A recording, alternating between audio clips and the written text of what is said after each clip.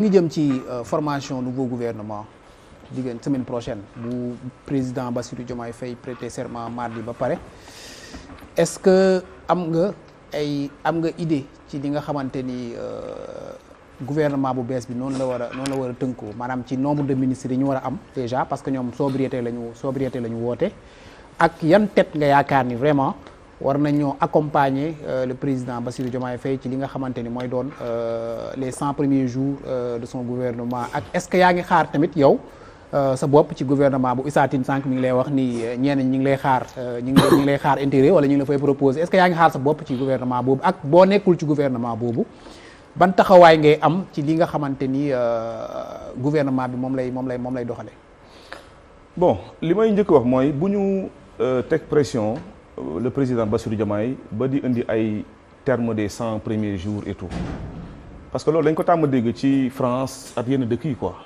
yooyu ay dëkk yu pare la xam nga dëkk européens ñoom ils sont juste ci gérance la ñu nekk en fait dañuy gérer juste seen dëkk seen démocratie ñun dañoo war a nekk maanaam dans la construction donc ça veut dire que suñu fi naree nekk di xayma ay les 100 premiers jours du président Bassirou Diomaye pour man loolu dañ koy teg pression boo xam ne déjà day yàq liggéey bu ñu jot a liggéey parce que liggéey bi suñu xoolee ci ginnaaw bëri na sacrifice trop donc suñ ko naree xayma maanaam sur les 100 premiers jours pour man loolu day fausser la donne maintenant ñi war a composer le gouvernement très sérieusement aw ma ci benn écho xaw ma ci dara ma concerné moi postulé wu ma demandé wu ma Ousmane Sonko ba léegi woowu ma ko ne ko lii laa bëgg président Bassirou Diomaye jot naa ko le matin de l'élection présidentielle comme jot naa ko aussi le soir de l'élection présidentielle mais ba tey neew ma ko lii laa bëgg ci waxtaan leneen man maa ngi toog jàpp sama ñàmbur sama mission pour man c'est accompli sama mission mooy que Macky Sall dem mooy que système bi daanu instant bi nii def naa ko de façon loyale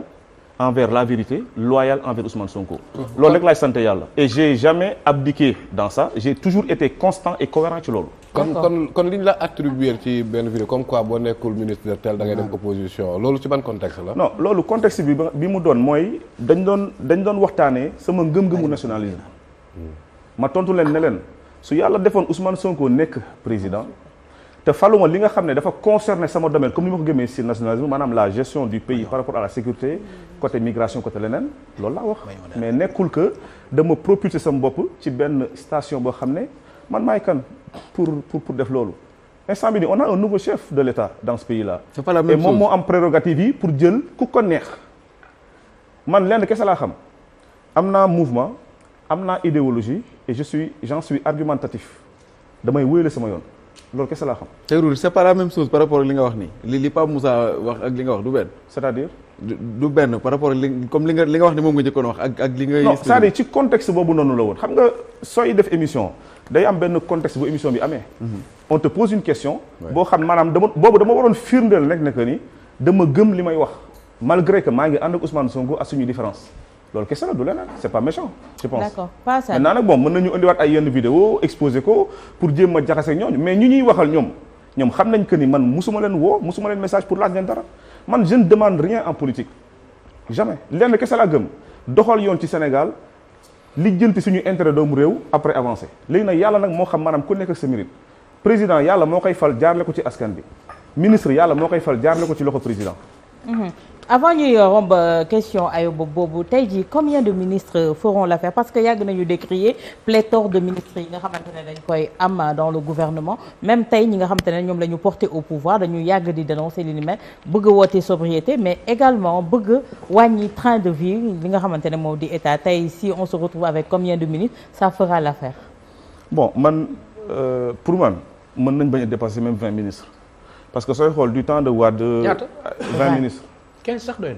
waaw pour man maximum mën nañu am 20 ministres dans la mesure où sooy xool Wade ba mu fi ñëwee dafa créer ay ministères yoo xamante ne au fond c'était des directions day jël benn ministre yokk ci direction yi taf ko tuddee ko ministre alors que amul benn sens ministre position politique kese la am ci gouvernement bi mais position de travail position technocratique bi c'est les directeurs qui le font.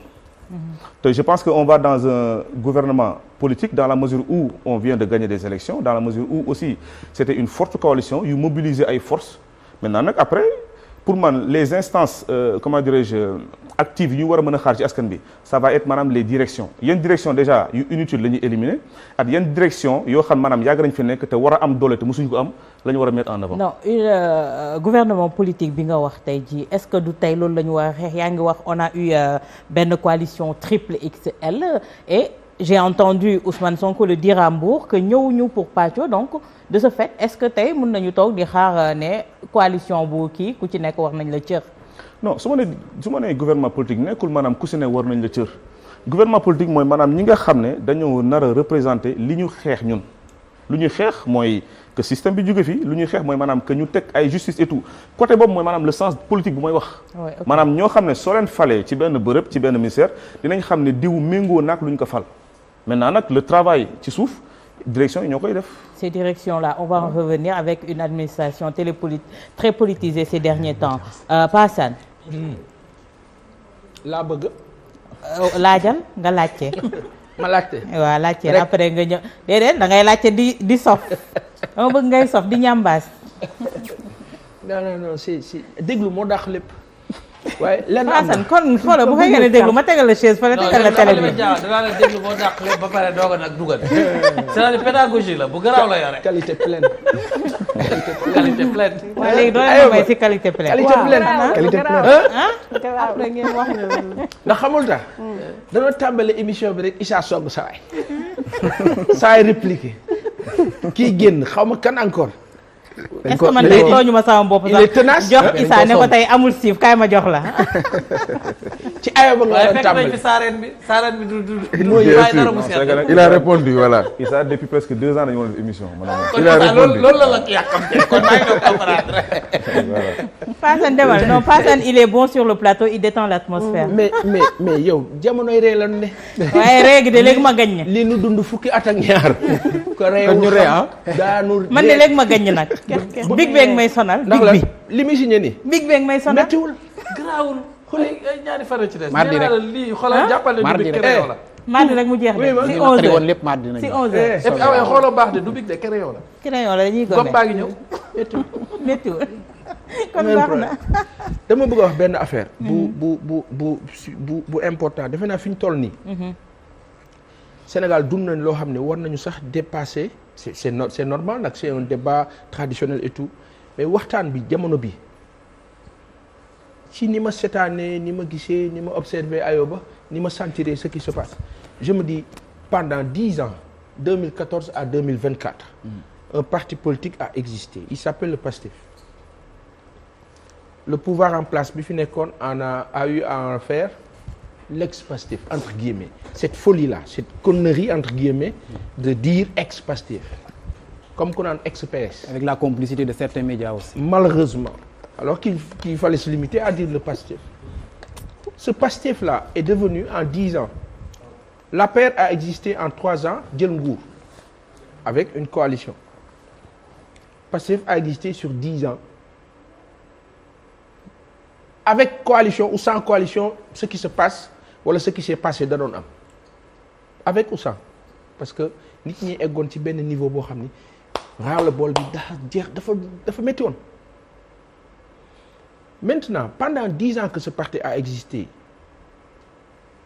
fortement en dénonciation je me dis celui qui dénonce en principe a une possibilité de proposition donc pendant 10 ans que ces gens-là ont proposé ou ont dénoncé donc en principe sur 100 les 50% de possibilités de remplacer ce qui se passe ou ce qui s'est passé normalement c'est en place moo tax gëmuma wala bëgguma sax di dégg ñu naan ma bon maintenant il va falloir patienter xaar may nit ñi ñu installé wu non quelqu'un qui a combattu am objectif xam na fi mu jëm donc cette équipe dirigeante là aujourd'hui en amont aujourd'hui fi ñoo toog di wax jàpp naa ne avec des spécialistes dont on m'a parlé de cabinet et autres ils savent que il leur faut une équipe de tant de ministres voilà les personnes ciblées moi on m'a soufflé ma wax ko wala ma noppi Ayoba lan ay tour on t'a soufflé le nombre ou bien le nombre ou bien bu fekkee le nombre la on m'a soufflé 9 personnes waaw donc bu ko cité bul ko wax ndax da nga leen di boobu moom je yàqal demande bu ko cité may ma ko en privé rek. da nga waaw leen di loolu yàqal am privé la 9 personnes ban. ci gouvernement priorité sa plateau salon dina réew tamit. waaw loolu it tamit. non bul citer les noms. bon s'il te plaît. wax ak dégg du ma ko citer wax ak. waaw fu ñu bokk. parce que ki ma ko wax sax waxuma. gouvernement lay wax waaw. ki ma ko wax waxuma ay tur. gouvernement ba jour ba dara du pare. ba jour waaw ba gars yi lu ne mën na non dafa ne changer. dañ ko soufflé. waaw 9 personnes yu ñu ko soufflé. neewul pare na yu ñu ko soufflé. waaye awa. ka ma waxoon. moo ma waxoon le 24 mars ba élection yi. ah Hadi. moo kon la ma nga soufflé ca waat yoon loolu. ba. ma nga ca yoon ba ma nga ca ka ma yoon waxoon ba. moom moo waxoon le 24 ba. waaw. léegi. li am solo jàpp naa ne aujourd'hui je pense que tous les échanges pas forcément mais de façon subtile et intelligente doivent aller dans le sens contributeur du terme moo ne Sénégal dund nañ jafe-jafe yoo xam ni jamono bi xalaat yi dafa war a jóge fa nekk pour dimbali nguur ba bees boo xam ni dafay ñëw pour changer la donne faire évoluer les choses aujourd'hui Tahirou Sénégalais yi benn attente la ñu am seen vécu quotidien changé priorité yi daanaka bare na ma répété waat que nguur bu fi mënti installé wu soo fexewul li nit ñi di dépenser ci boutique yi ndaw yii boutique yi nga wax boo fexewul li nit ñi di fa dépenser weer yi di ñëw mu soppeeku loo mënti defit pour nit ñi may la muñ bi dana jafe parce que l'attente est immense et les gens crèvent la dalle boo ko waxee nag sama mbokk jaween yi ak géy ni ne ma ay waaye dimbali nu plateau boo toog waxi lekk ngay wax te man ñi ma kaa wax ñoo ma ko gën a bëgg xam nga noonu ndox la ñuy naan ak attaques yi ñuy lekk barewul pour dire dañu koo indilu. Tahirou ngay wax mbiram immigration kilo ceeb 600 laa jar mais loolu da ngay wax président Diomaye. déet dama lay yóbbante incha allah. mu ngi setaan waaye dama lay yóbbante ndax dégg naa ne du raté plateau bi ma yóbbante la bu dee am na ma wax la ne la nit ñi sonn boo xam ni dans l'urgence actuellement fi ñoo waxee ni posons-nous la question combien de Sénégalais meurent dans nos hôpitaux ou sont morts dans nos hôpitaux cette semaine-là ci lan moyen de fajo ci lu ndaw et pourtant ñu ngi wax ay moyens colossaux yoo xam ne mu ngi ci dëkk bi quand on parle d'immigration par rapport à l'employabilité jafe-jafe yi ñu am et cetera jàpp naa ni Tahirou bu ñu wàññee dépense u état bi wàññi ko drastiquement yaa ngi wax 20 ministres je pense 20 nga wax defe naa Sénégal 18 millions d'habitants 15 ministres doy na. Amérique 300 millions d'habitants la benn jamono 14 ministres la 50 états donc dëkk bu mel ni Sénégal nguur yi di falu di bees il faut pas que ñu des gouverneurs. oui je veux dire il faut Avec pas des que il faut gouverneurs. oui mais je veux dire il faut pas que suñu dëkk yi ñu yanu ko yanu boo xam ne ñun dañuy mel ni ñu naan il va falloir que mu mel ni dañuy repartir à zéro on a des acquis dafa am lu ci baax ak lu ci sooke ci li ci sooke la ñuy sukkandiku li baax la ñuy sukkandiku jël li nga xam ni sooke na ñu dem quand on parle de système et d'antisystème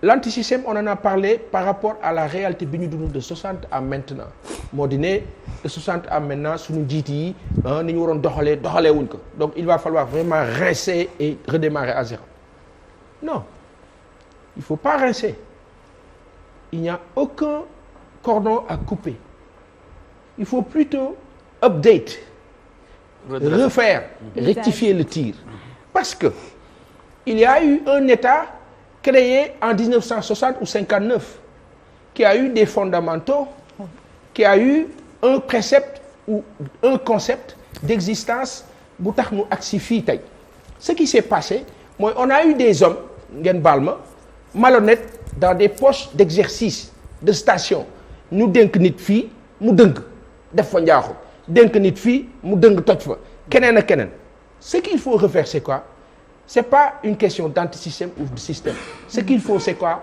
avoir les bonnes gens les bonnes personnes à leur place boo amee les bonnes personnes à leur place daa liggéey normalement question de leadership la ce qui change aujourd'hui dans ce pays-là ce n'est ni un système parce que le système il est unique c'est l'État c'est qui c'est l'administration territoriale qui va travailler avec un leader différent ce qui a changé ou qui change c'est le leadership et c'est ce leadership-là qui va aujourd'hui impulser une nouvelle dynamique pour que ñu ne Sénégal soppeeku na nan lay soppeekoo ay nitu anti-système ak ay nitu système la ñuy boole ñu changer dëkk bi sauf que c'est le même système il faut juste ñu comprendre que leader bu bees bi mooy impulser dynamique boo xam ni ci la ñëpp di sukkandiku bu ko defee nit ñi daan ne gis ngeen anti-système moo gën yàpp ça n'existe pas ça ce qui existe c'est le leadership et leadership bu baax moo dee tabax dëkk moo tax espoir bi nga xam ni fondé wu na ci régime bu bees bi par rapport à ce que je dis ça et là mais écoute foofu lay tënku lan moo tax nit ñi topp Ousmane Sonko yaakaar bu fort dëggu jubal du mooy discours bi oui dëggu jubal boobu maar day si mais il y a un discours et un parcours non je mets la même chose loolu du débat mais je veux dire dëggu jubal c'est quoi moo di ne maar day si yàlla na yàlla muccal ci loolu bu ñu dawaloon 2 ans ou 3 ans ñu am impression que c'est la même chose on ne parlerait plus d'antisystème ou de système on dira oui c'est la même chose il s'agit d'avoir le leader escompté bi nga xam ni mooy renforcer les choses Bassirou nag Diomaye Diakhar Faye attendons c'est le président de la République du Sénégal il faut que ñu dimbali ko ñun ñii ne ci médias yi di wax Ousmane Sonko existe ci protocole bi il est second underground nu seetaan leen bu si yoonu kenn nekk ba ci kaw faisons de sorte que le discours ne soit pas ñu éviter cette dualité qui est créée presque faussement et puis sans intérêt ou avec intérêt Ousmane est là Diomaye est là non baaxul ñoom sax ñu kaa dégg nañ leen seetaan et qu'on dise le président de la République du Sénégal s'appelle Bassirou Diomaye Diakhar Faye d'accord Tahirou yaa ngi doon wax ci li nga xamante ne moom moo di ñiy diriger wala ñiy liggéey bokk moo di les directions mais tey ces directions là également on va dire que ne dafa am loo xamante ne moom moo ko gangréné depuis mun naa ne 2000 ba léegi